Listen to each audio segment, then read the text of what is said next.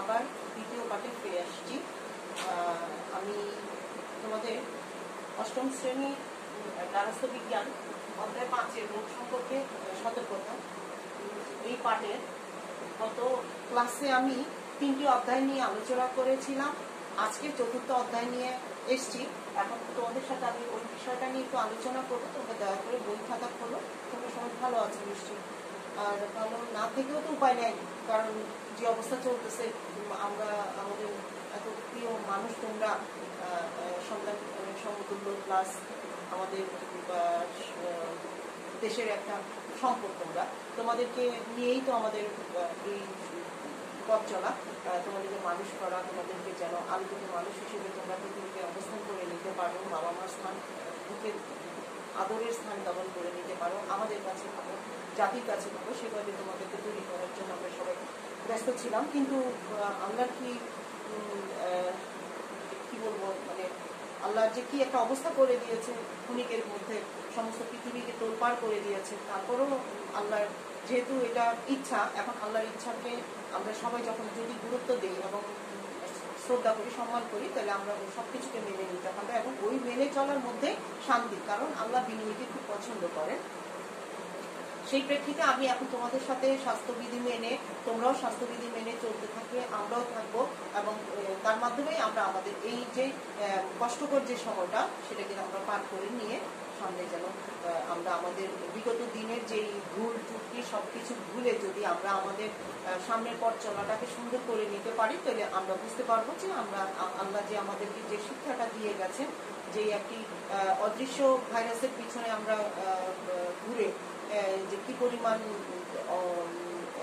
খারাপ অবস্থার মধ্যে ছিলাম, সেটা যদি আমরা স্মরণ করে রাখতে পারি, তাহলে অবশ্যই আমরা আমাদের সামনের দিনগুলোকে সুন্দর দিকে পরিচালিত করতে পারবো। তো শিক্ষার্থী বন্ধুরা, যেহেতু রোগ সম্পর্কে আলোচনা, আমরা এখন যে বর্তমান সময়ে চলতেছি সেটাও একটা রোগ সম্পর্কে, রোগের পিছনে চলতেছে, এবং এটাও বিভিন্ন ধরনের সিমটমের বিষয়। তো সেই দিক থেকে যদি বিবেচনা করি, তাহলে আমরা আমাদের এখন পাঠে ফিরে যাই। পাঠ নম্বর 4, হাম, যক্ষা, পোলিও মাইলাইটিস এবং মামস, 4টা রোগ সম্পর্কে আমরা এখন জানবো।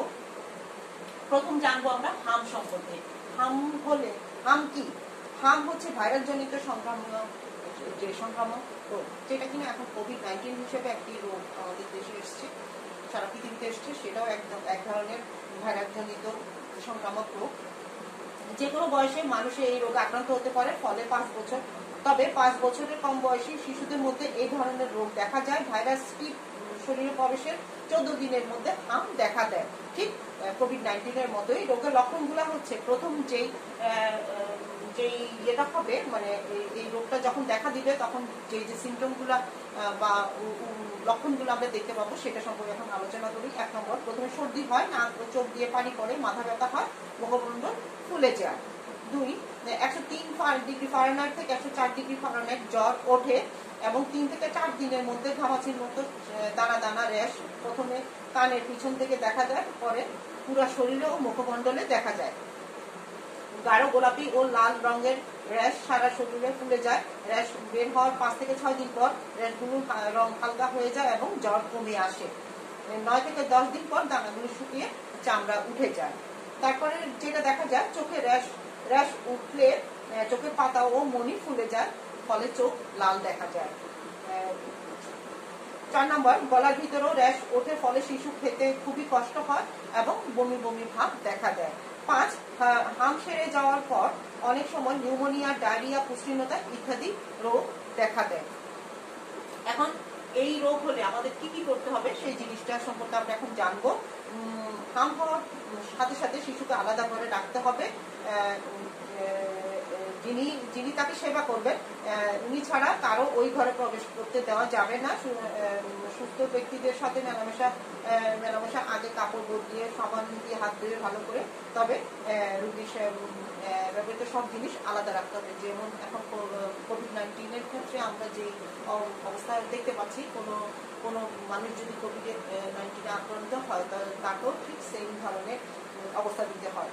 2 নম্বর, চিকিৎসকের পরামর্শ গ্রহণ করতে হবে, রোগ যাতে জটিল না হয় সেদিকে লক্ষ্য দিতে হবে। 3, তরল খাদ্য ঘন ঘন খেতে দিতে হবে। 4, পরিষ্কার পরিচ্ছন্ন থাকতে হবে।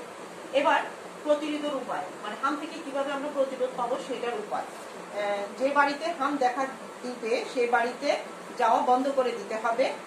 2, 9 মাস বয়সী শিশুকে হামের টিকা দিতে হবে এবং এই হলো আমাদের করণীয়। হাম হলে আমরা যা যা করবো, হামের সাথে তাহলে দেখা গেল যে আমরা কোভিড-19 কিছু সম্পর্ক খুঁজে পাই। এবার হচ্ছে যক্ষ্মা। যক্ষ্মা এক ধরনের মারাত্মক যে সংক্রামক রোগ, মাইক্রো ব্যাকটেরিয়াম টিউবারকুলোসিস নামক এক প্রকার ব্যাকটেরিয়া দ্বারা এই রোগ ছড়ায়। যক্ষ্মা আক্রান্ত রোগীর সংস্পর্শে আক্রান্ত ব্যক্তির হাঁচি, কাশি ও থুতু থেকে এই রোগের জীবাণু ছড়ায় এবং অন্যকে আক্রান্ত করে থাকে। যক্ষ্মার যে লক্ষণগুলি দেখা যাবে, প্রথমে অল্প অল্প জ্বর ও কাশি হবে। 2, ক্ষুধা কমে যাবে, শিশু ক্রমে দুর্বল হয়ে পড়বে এবং ওজন কমে যাবে। 3, আক্রান্ত গ্রন্থি ফুলে যাবে, ব্যথা হবে এবং ক্ষতের সৃষ্টি হবে। 4, ক্রমাগত এবং দীর্ঘদিন ফুসফুসে কাশি, কফ এবং কফের সাথে রক্ত বের হবে। 5, রাতে দেহের তাপমাত্রা বৃদ্ধি পাবে, নাড়ির ক্রমাগত দ্রুত স্পন্দন হবে, দেহে ক্লান্তি ভাব আসবে।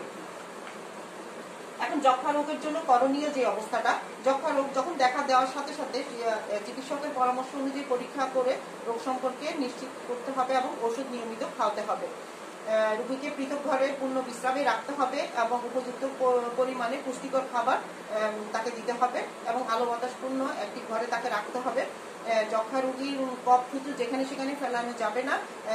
এই জন্য যক্ষ্মা রোগীর ব্যবহার্য দ্রব্যাদি থালা বাসন আলাদা করে রাখতে হবে এবং পরিষ্কার পরিচ্ছন্ন থাকতে হবে। প্রতিরোধ, এখন হচ্ছে যক্ষ্মা রোগ থেকে প্রতিরোধ করতে হলে কি করতে হবে?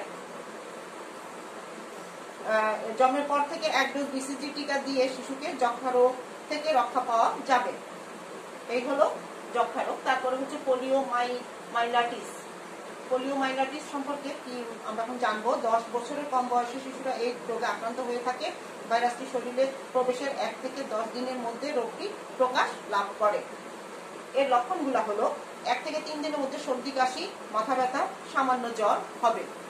তারপরে 2 নম্বরে হচ্ছে 3 থেকে 5 দিন পর মাথার যন্ত্রণা বেড়ে যাবে এবং ঘাড় শক্ত হয়ে যাবে, হাত পা অবশ হয়ে যায়, শিশু দাঁড়াতে পারে না, দাঁড় করাতে চাইলে কান্নাকাটি করে, আক্রান্ত অংশ ক্রমশ দুর্বল হয়ে যাবে এবং পরে স্থায়ীভাবে পঙ্গুত্ব লাভ করবে।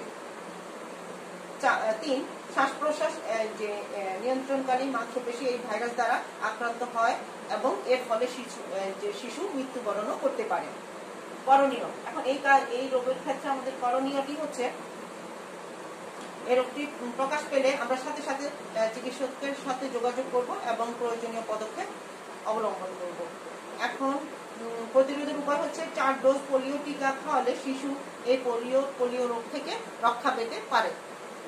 4 নম্বরে হচ্ছে মাম্পস হচ্ছে ভাইরাস জনিত একটি সংক্রামক রোগ। এই রোগগুলি সব বয়সে মানুষের হয়, তবে 5 থেকে 15 বছর বয়সে শিশুদের মধ্যে এই রোগ বেশি হয়। বিশেষত শীতকালে এই রোগ বেশি দেখা যায়। রোগটি সংক্রমিত হওয়ার 2 থেকে 3 সপ্তাহের মধ্যে লক্ষণগুলো প্রকাশ পায়।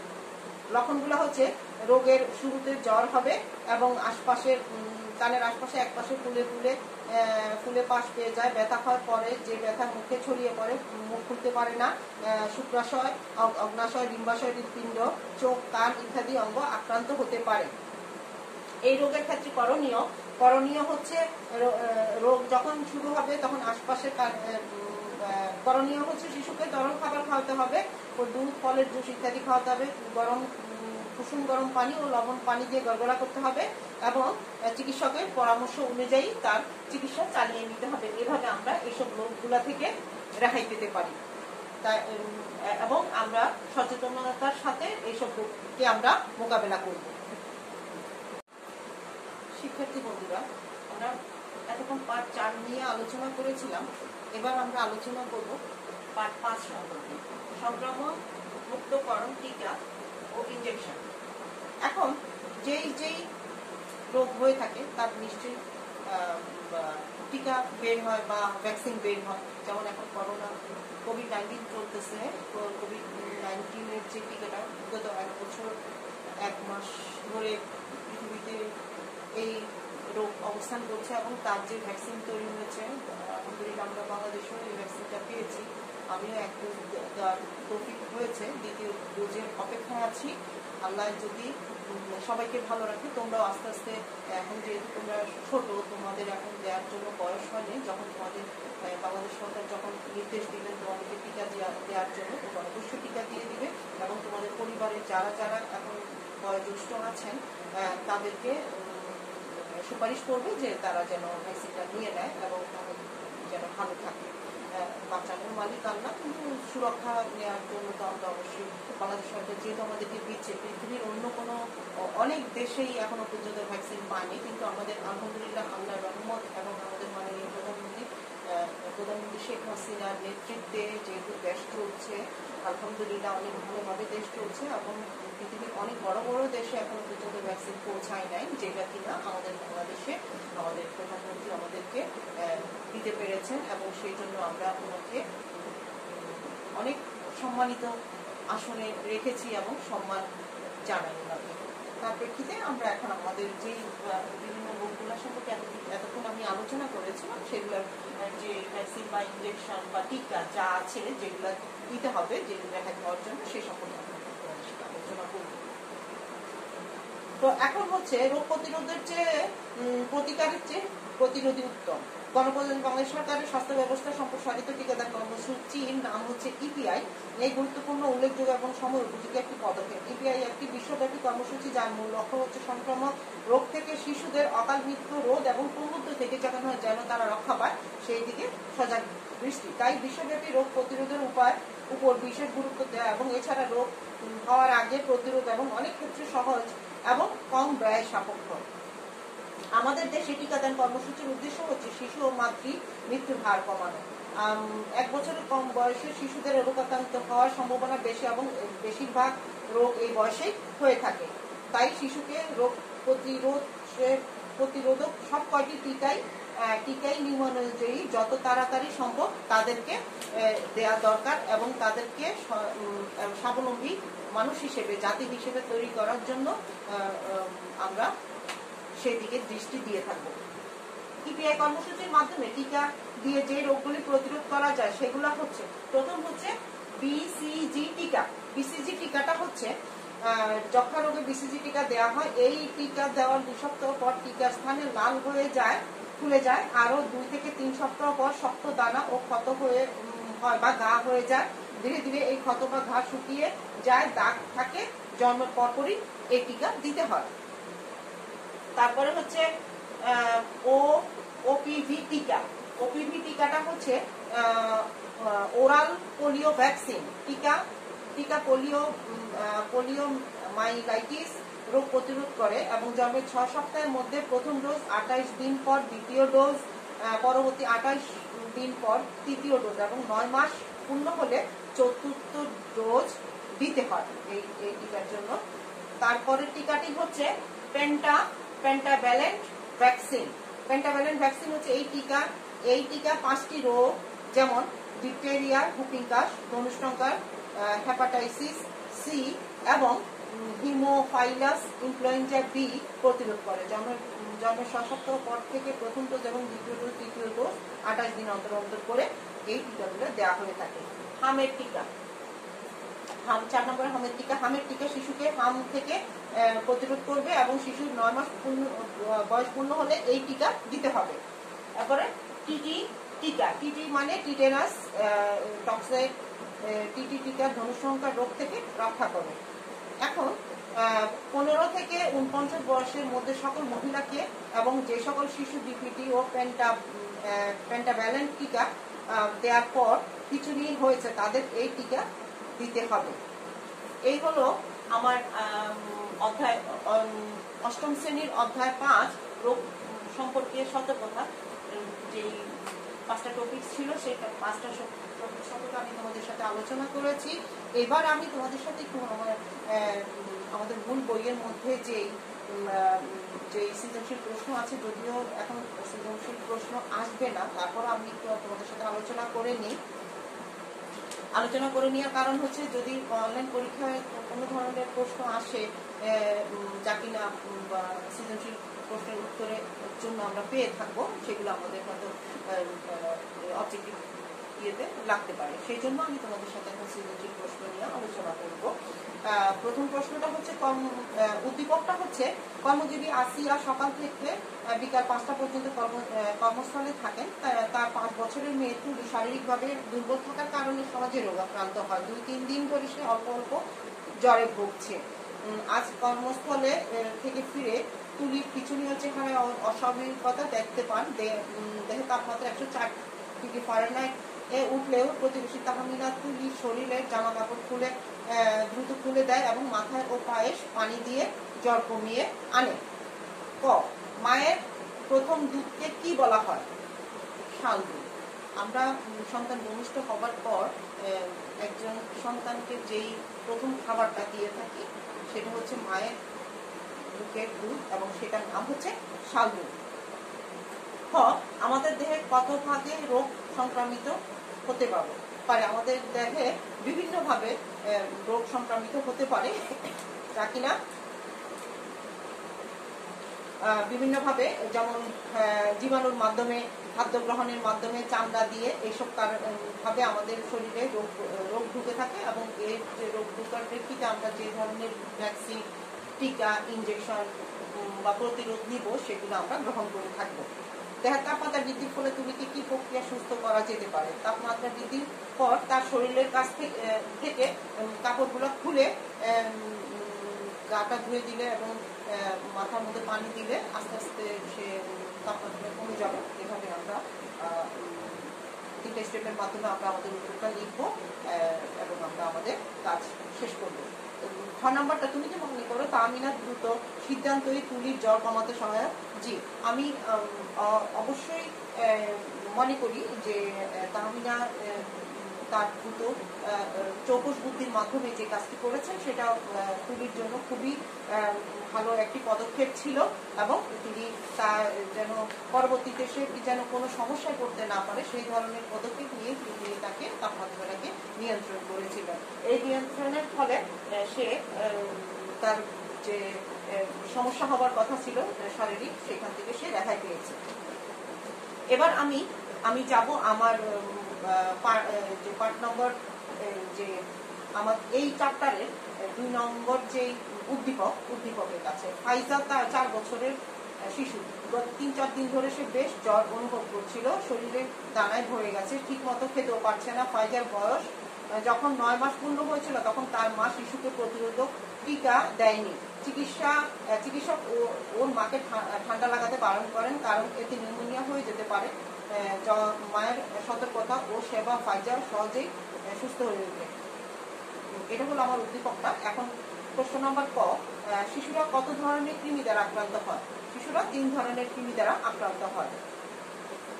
খ, সর্দি কাশি কখন বেশি হওয়ার সম্ভাবনা দেখা দেয়?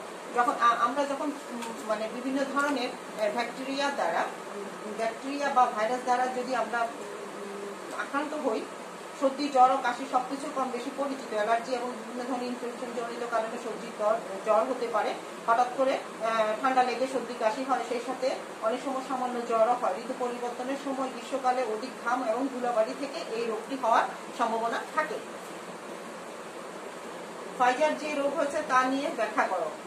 ফাইজার হাম হয়েছে। এখন হাম হলে এটা একটা ভাইরাসজনিত রোগ, এর জন্য তাকে প্রতিষেধক নিতে হবে এবং এই জ্বর, ঠান্ডা, কাশি এইসবের জন্য তাকে যে প্রতিরোধমূলক ব্যবস্থাগুলো সেগুলো গ্রহণ করতে হবে। এই 3টে স্টেপে আমরা এটা সম্পর্কে লিখবো এবং আমরা 3টে স্টেপে লেখা আমরা আমাদের প্রয়োজনীয় যে গুরুত্বপূর্ণ কথাগুলো আছে সেগুলো এখানে আমরা ধাপে লিখে নিব।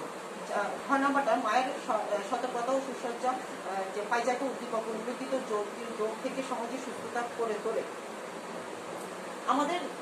আমাদের জীবনে সবচেয়ে বড় চিকিৎসক হচ্ছেন আমাদের মা যদি সচেতন হন, স্বাস্থ্য সম্পর্কে জানতে পারেন, তাহলে তিনি তার অসুস্থ সন্তানকে খুব সহজেই নির্মূল করতে পারে তার কলাকৌশলের মাধ্যমে, এবং সেই কলাকৌশল অবলম্বনের পর চিকিৎসকের পরামর্শে তিনি তার সন্তানকে জটিল এবং খারাপ যে কোনো রোগ থেকে রক্ষা করতে পারেন। এখন এই জন্য আমরা জানি যে একজন মা যদি সচেতন হন তাহলে সে একটা সুস্থ জাতি দিতে পারবে, একটা সুস্থ সন্তান, একটা সুস্থ জাতি দিতে পারবে।